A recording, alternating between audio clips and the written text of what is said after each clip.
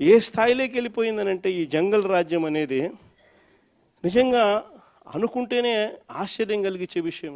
ఓ DSP అనేవాడు mic పట్టుకుంటాడు, యూనిఫామ్లో ఉన్నాడు, మైక్ పట్టుకున్నాడు, ఊపేయి కుదిపేయి అంటాడు. డిఎస్పీనా అసలు ఇది ఏం మనిషి అని చెప్పి అర్థం కావడం అసలు. అంటే భీమవరం మీటింగ్లోనే అసలు ఇది ఇది ఇది నిజంగా సమాజంలో ఉన్నామా లేమా, అసలు ఏం జరుగుతూ ఉంది? జంగల్ రాజ్యం అంటే ఇది కాకపోతే ఇంక ఏ రాజ్యం ఇది అని చెప్పి ఆశ్చర్యం కలిగించే విషయాలు.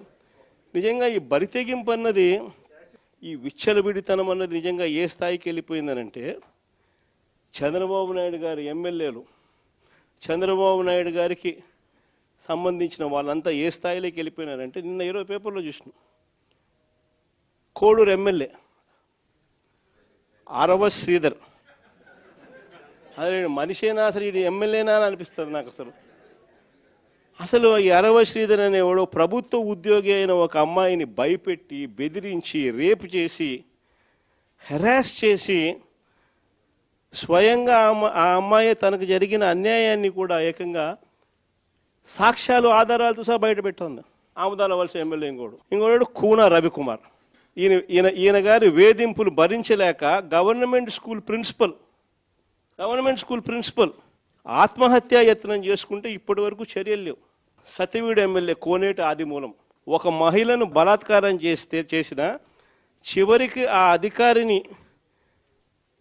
ఉపయోగించి ఆ కేసునే క్లోజ్ చేయించుకుంటారు. అది ఎంత దారుణంగా జరుగుతుందనంటే, ఇంకొకడు మంత్రి సంధ్యారాణి పిఏ ఇంకొకడు తనను లైంగికంగా వేధిస్తున్నాడని మరొక ప్రభుత్వ ఉద్యోగి అయిన మహిళ ఫిర్యాదు చేస్తే అతన్ని వదిలేసి ఫిర్యాదు చేసిన ఆయమను జైల్లో పెడతారు. ఆయమ మీద కేసు. ఇంకోడు గుంటూరు ఈస్ట్ ఎమ్మెల్యే నజీర్ ఇంకోడు. ఈ మనిషి అశ్లీల వీడియోలు కూడా ఆయనతో మాట్లాడుతున్నాడు, ఈడు అశ్లీల వీడియోలు చూస్తూ ఉన్నాడు, ఈడు అశ్లీలంగా చేస్తూ. అసలు వీళ్ళు ఎవడు అసలు ఏ ప్రపంచంలో ఉండవు. ఇంకోడు మంత్రి సుభాష్, వాసంశెట్టి సుభాష్ ఇంకొకడు.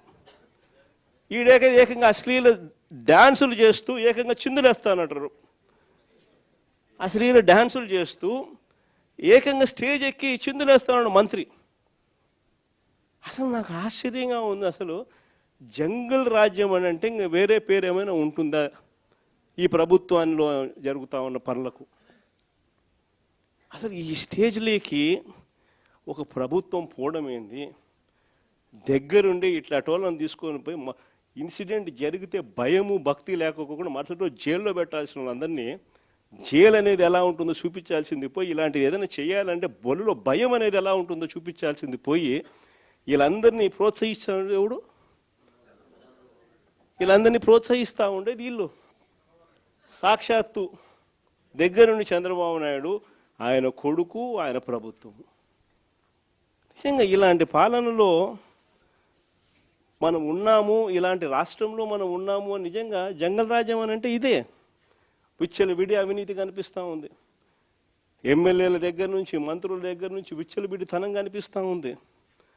విపరీతమైన కరప్షను, పోలీసులు రెడ్ బుక్ రాజ్యాంగం. ఏ మనిషి తప్పు చేయకపోయినా కానీ దొంగ సాక్ష్యాలు, దొంగ కేసులు పెట్టి బెదిరిస్తూ ఉన్నారు, తీసుకొని పోతున్నారు, అరెస్టులు చేస్తూ ఉన్నారు. ఒకవైపున ఇవన్నీ, మరోవైపు చూస్తే ఎన్నికలప్పుడు చెప్పినటువన్నీ అబద్ధాలు, అన్నీ మోసాలు.